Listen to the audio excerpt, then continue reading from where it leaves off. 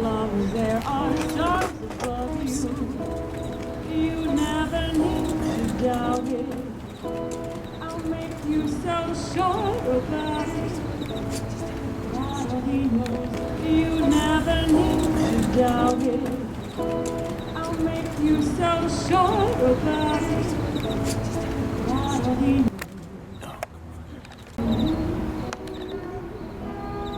Commander by Craig Arnold. Of many reasons I love you, here is one. The way you write me from the gate at the airport so I can tell you everything will be all right.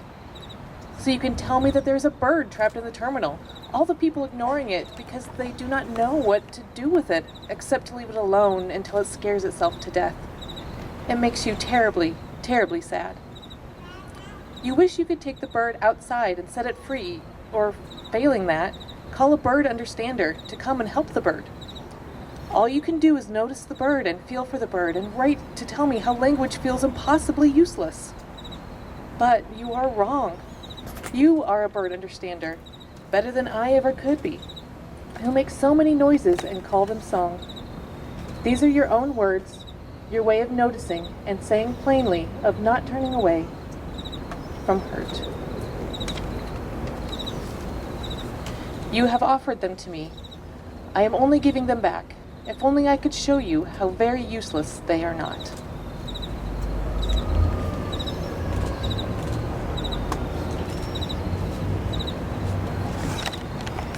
Having a Coke with you is more fun than going to San Sebastian, Irun, Indea, Biarritz, Bayron, or being sick to my stomach on the Travesera de Gracia in Barcelona. Partly because in your orange shirt, you look like a happier, better Saint Sebastian. Partly because of my love for you, partly because of your love for yogurt, partly because of the fluorescent orange tulips around the birches, partly because of the secrecy of our smiles take on before people and statuary. It is hard to believe when I am with you that there can be anything as still, as solemn, as unpleasantly definitive as statuary, when right in front of it, in the warm New York 4 o'clock light, we are drifting back and forth between each other like a tree breathing through its spectacles. And the portrait show seems to have no faces in it at all, just paint. You suddenly wonder why in the world anyone ever did them. I look at you, and I would rather look at you than all the portraits in the world, except possibly for the Polish writer occasionally.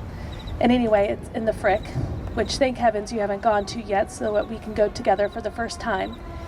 And the fact that you move so beautifully more or less takes care of futurism. Just as at home, I never think of the nude descending. Just as at home, I never think of the nude descending a staircase, or at a rehearsal, a single drawing of Leonardo or Michelangelo that used to wow me. And what good does all of that research of the Impressionists do them when they never got the right person to stand near the tree when the sun sank? Or for that matter, Marino Morani, when he didn't pick the rider as carefully as the horse.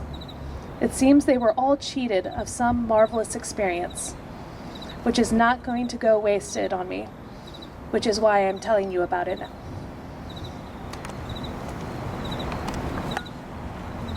And Victoria. We'll now begin our charge to the couple.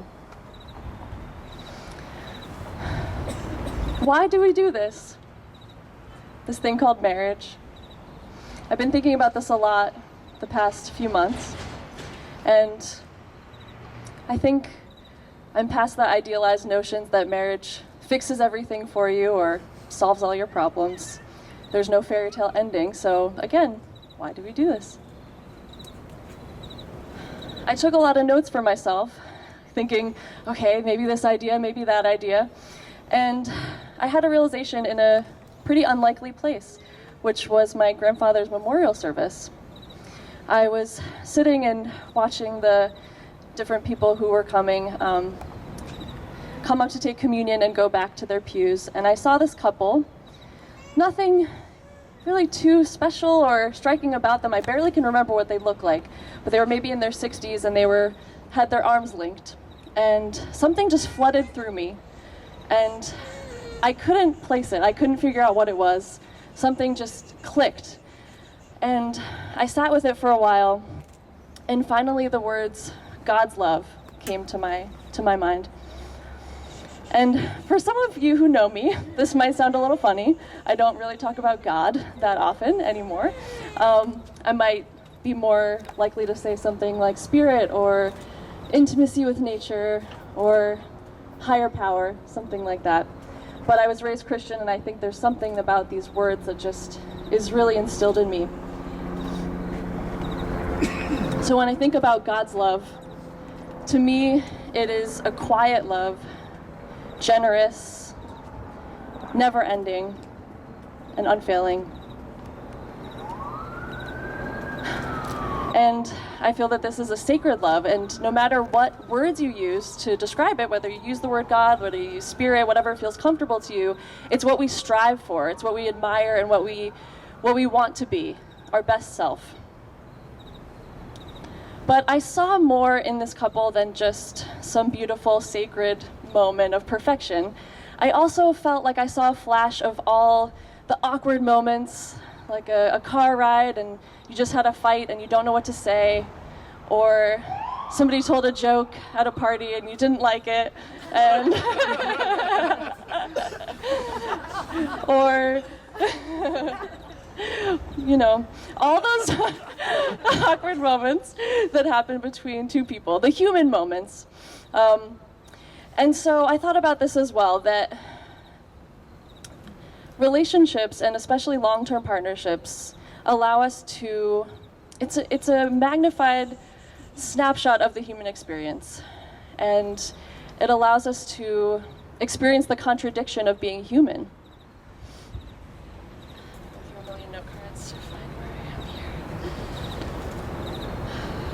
So, as humans, we have a lot of contradictions. We might be flexible, but also stubborn. We show our partners the best and the worst of ourselves.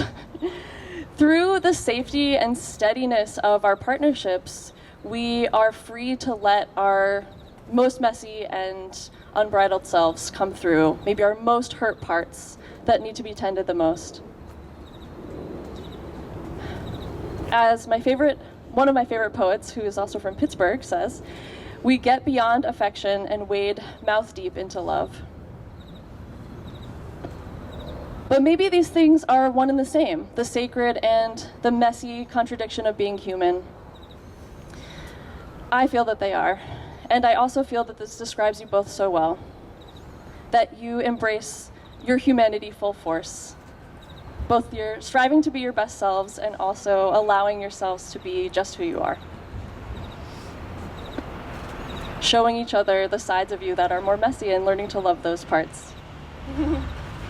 So my charge to you, Jess and Kyle, is, in this commitment, may you feel the sacredness of embracing your humanity by relating to each other.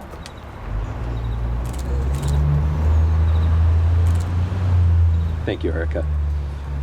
So Erica has spoken about why do we do this, and I'm going to talk a little bit now about how do we do this. She mentioned these contradictions, and really one of those contradictions is kind of the core of marriage, this idea that you are going to be a pair of individuals. Now, that's a little bit odd, but that harmonious duality really structures marriage. And we'll start by talking about pair, because that's definitive. You can't do marriage solo. No. From this moment on, you are never truly going to be on your own. Even when you're alone, you'll have the idea of the other person with you in your mind, in your heart, in your soul. It's inescapable that you have someone who counts on you. And that's going to shape how you relate to the world. But it's also wonderful you have somebody you can count on who's going to be out there looking out for you. But it's not just transactional. It goes beyond that. And sometimes that means that there's going to be a string of times when somebody's the one taking one for the team. where the same person is making a sacrifice over and over and over again. And if this sounds really horrible and awful, it's only because it is. It's not what you want in a marriage, but it happens. You guys have a concept of equality and evenness and fairness, and it's wonderful. But fair isn't always even. Now, that's really the strength of this partnership and its durability and its endurance. You're stronger together than you are alone. And even if a stretch of time tries you, this isn't just a little time. You're making a commitment for the rest of your lives. You are a team. Didn't think of images that's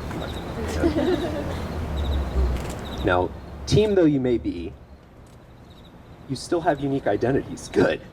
The goal isn't to be the same person. Of course you won't be the same. And of course, you will never be the same because marriage is transformative.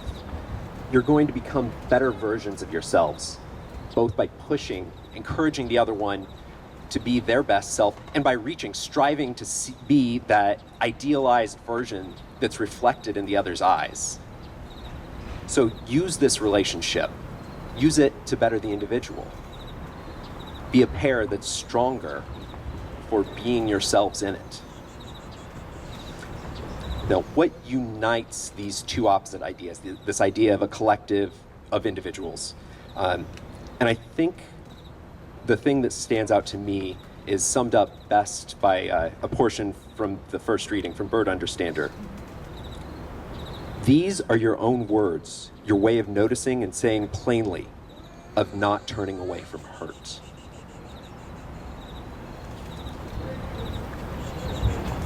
Don't turn away from your partner's pain. Heal them.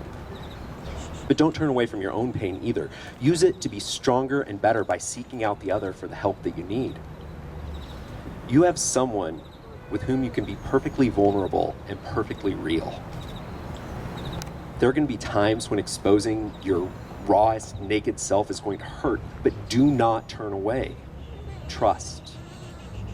My charge to you is this: be unfiltered, unvarnished, and beautiful to each other. Take this commitment, let it wash over you, and leave you forever changed. And holding each other in love, make each other into your best selves, and love your partner no matter what for the rest of your lives.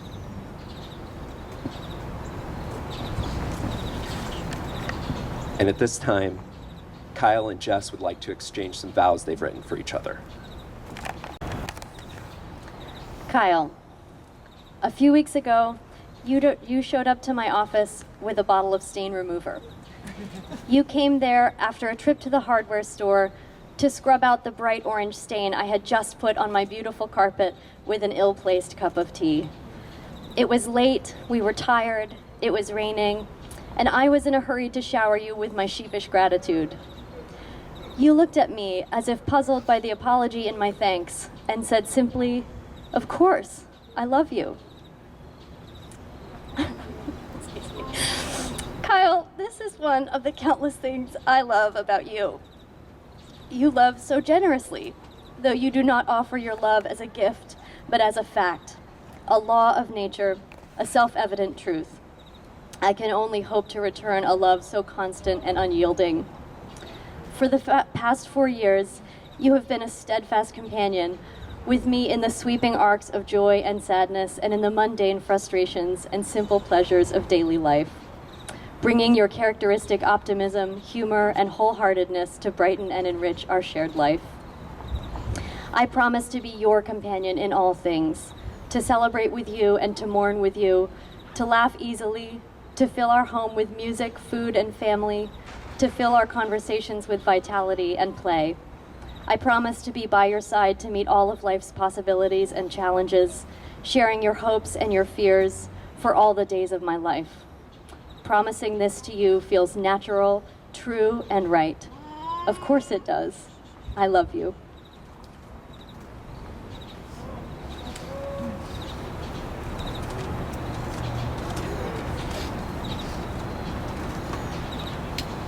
All around us are little miracles and big ones too. The feeling of electricity on the back of your neck, a moment of understanding that stops you in the middle of the sidewalk, a sight that's almost too bright to see but you can't look away. I felt all that and more when I first saw you. And now, 4 years later, that moment comes right back to me. I can close my eyes and picture you smiling at me from the doorway while I sit. And even more than seeing it, I can feel it.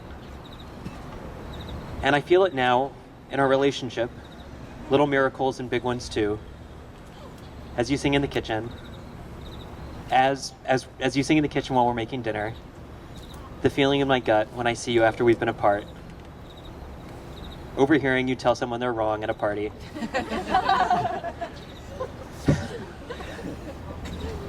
To some, miracles don't come.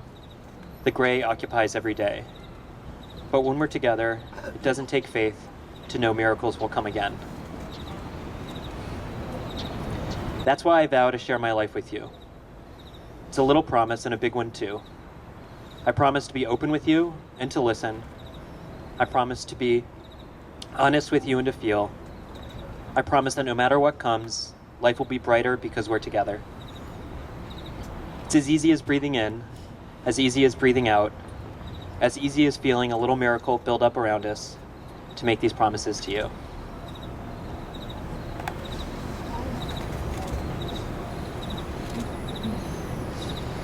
Kyle and Jess will now exchange their rings. Your rings are given meaning by your wearing them. Your rings signify that even in your separateness, you have chosen to bind your lives together. Let these rings also be a reminder that your love has a present, future, and past, and that you will accompany each other through the cycle of life's sorrow and joy. May these rings remind you always of the vows you have taken here today.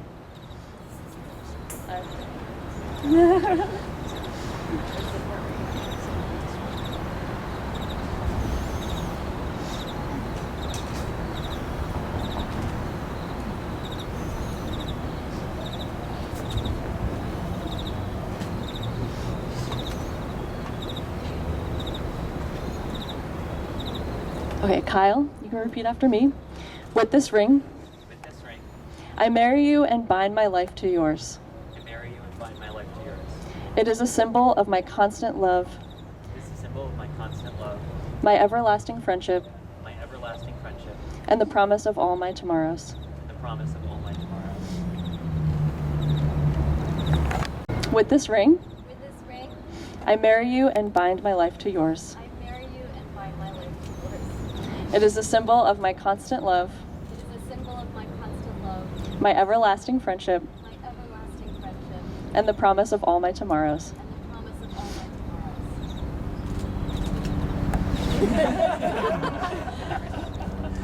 tomorrows. We now pronounce you partners for life. You may kiss.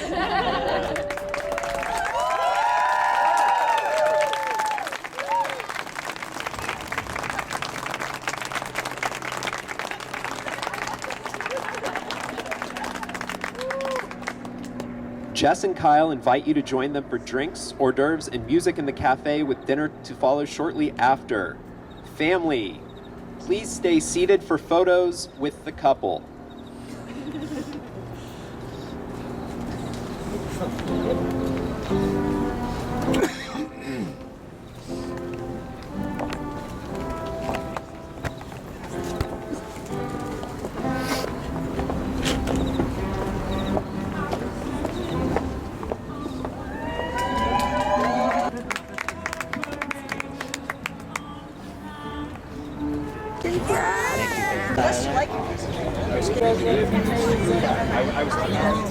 Beautiful, guys.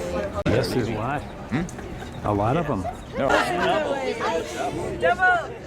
Oh, okay. Oh, that's great.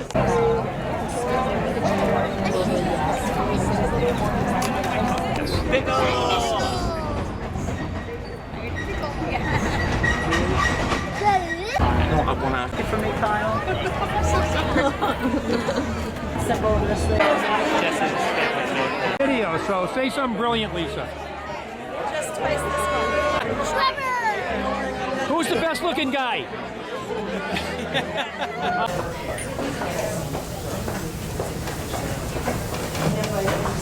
We're good. I'll monitor you. To everyone gathered here, thank you. Whether you have come a few blocks, flown across the country, across the Atlantic, or the Pacific, thank you for coming to bear witness and celebrate with Jess and Kyle as they began their married life together. And to Kyle, welcome to the family.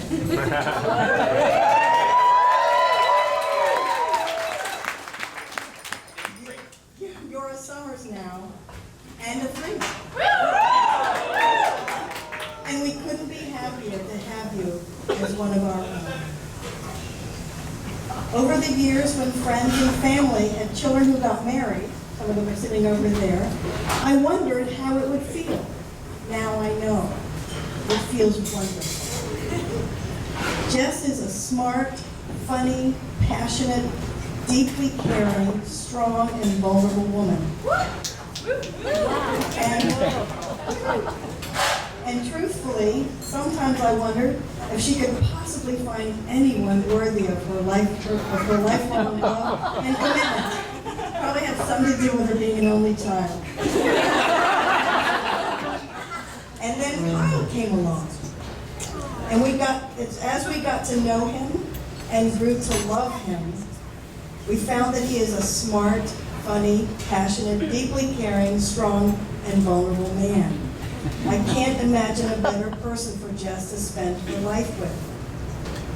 Jess and Kyle, you both wrote beautiful vows that spoke of your love and commitment. I ask that you remember those vows. Set them as a seal upon your hearts. Let them be a touchstone during times of joy and sorrow, sickness and health, as you face together all of life's possibilities and challenges. Let's raise our glasses to Jess and Kyle. I'll raise mine in a minute when I can put down the mic. Here's to the love that you share today. May it continue to grow and deepen as you walk together through all that life brings you. Woo!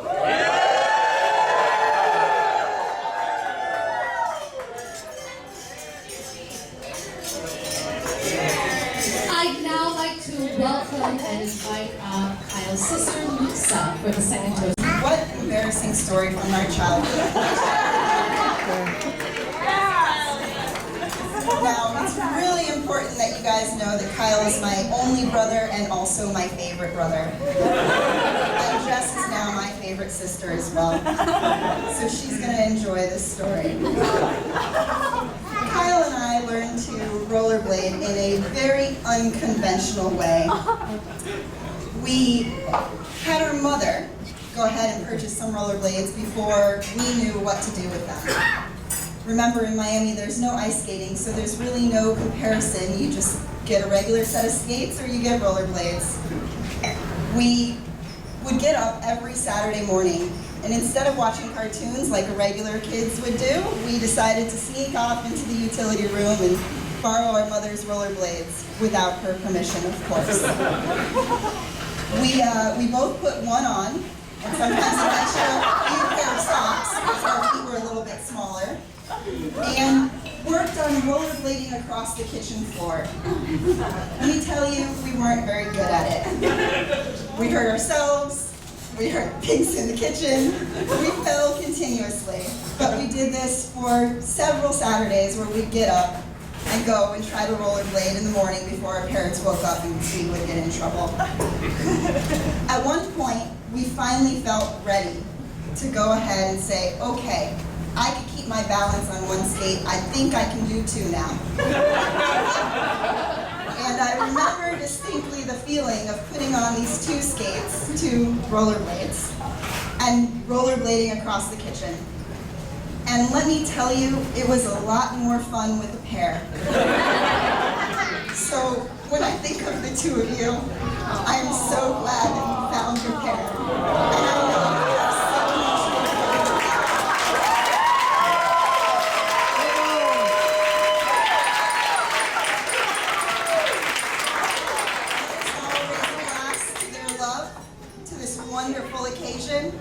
am so happy you guys have found each other.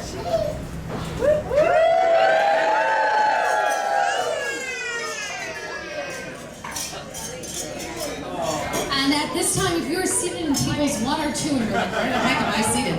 Your tables have been assembled outside. So please go and find your seats and enjoy your meal. Thank you all so very much.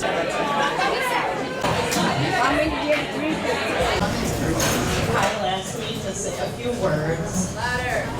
And Jess told me I couldn't be crass. So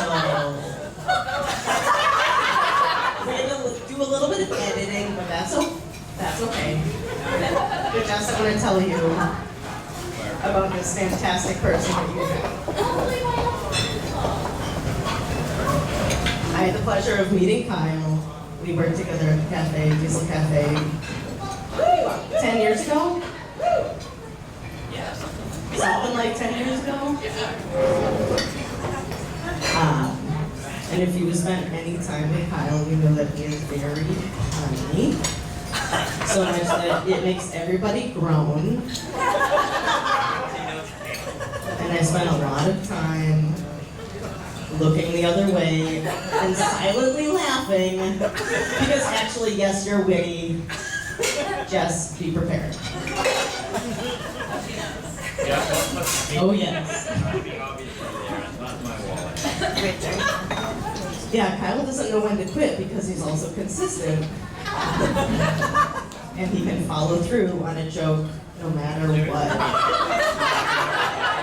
Anybody else thinks, no matter what anybody else thinks. So Kyle and I worked together every Sunday for maybe 2 years. And every Sunday at 10 a.m. he would play Roy Orbison's greatest hits.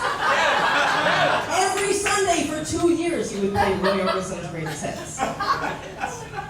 Because he knew that it made our friend Torrance very happy. Because she came on shift at 10 a.m. and she loved Roy Orbison. Because Kyle is such a caring person. He is the kindest person. So Jess, you've signed up for the kindest, caring person that I know.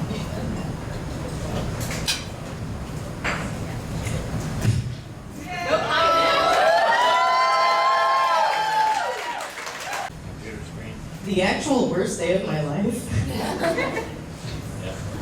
I had been awake for 30 hours. Terrible day, a very awful day, and I didn't know where to turn.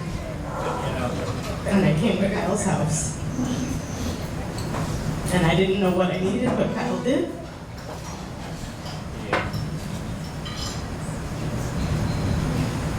He put me to bed. He wrote me back, and he read me poetry.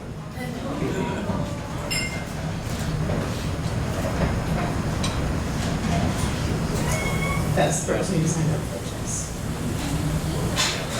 Woo! So let's toast to Jess and Kyle. May you have a wonderful life.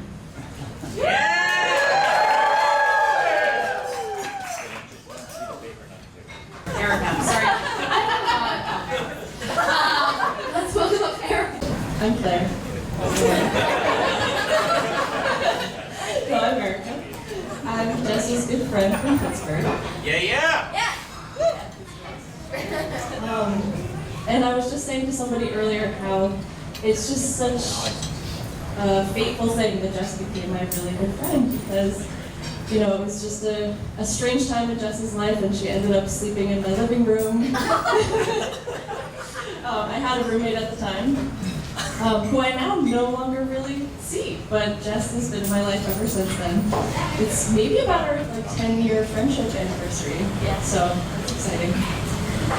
And in Pittsburgh, I gave a toast where I was talking about how I wish you a relationship of, you know, turning towards the hard things, and we kind of talked about that in the ceremony today.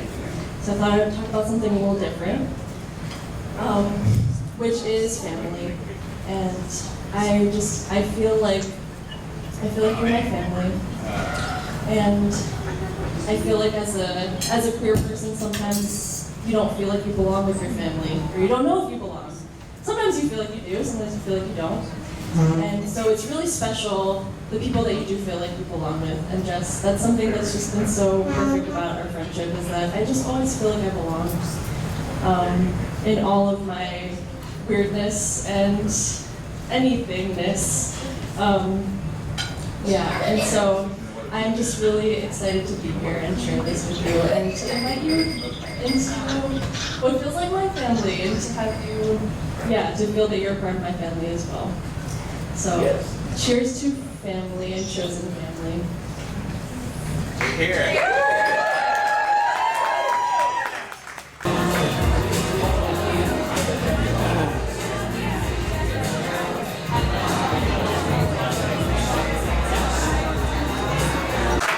Just a few weeks ago, my grandmother turned 95. And what do you do for people's birthdays?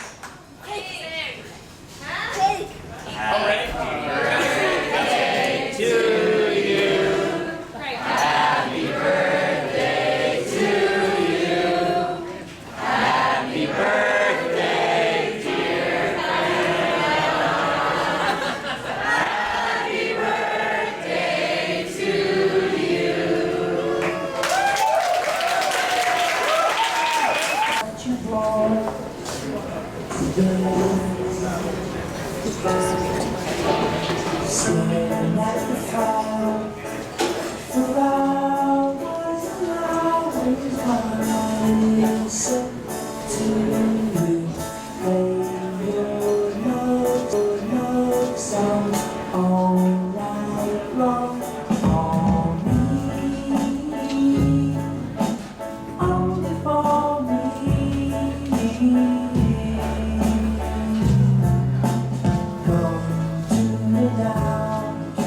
Rest your head for just 5 minutes. Everything is gone. Such a cozy room.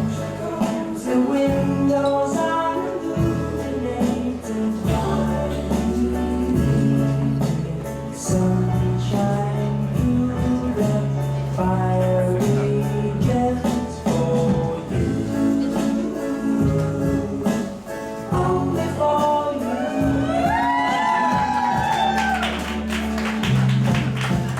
Our house is a very, very, very fine house with 2 cats in the yard. Life used to be so hard. Now everything is easy 'cause of you.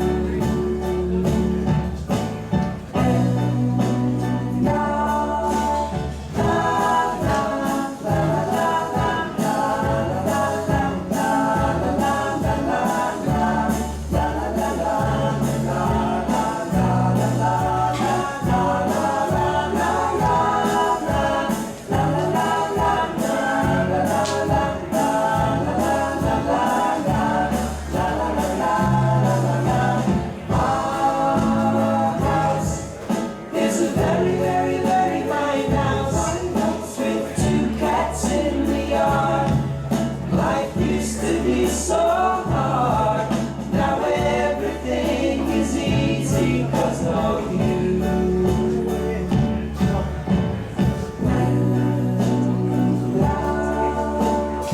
I'll light the fire while you place the flowers in the vase that you bought today.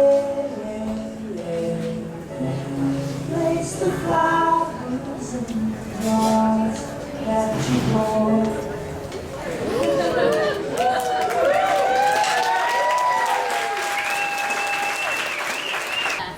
Everyone stay. Let's dance!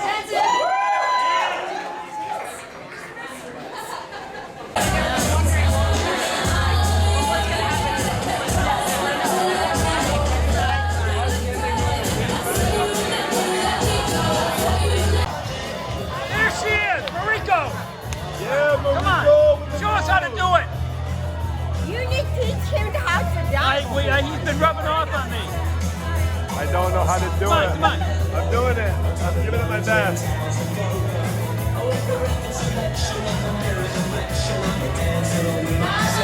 These shoes and outfits and dances. Oh, she's cracking the knuckles. So ready.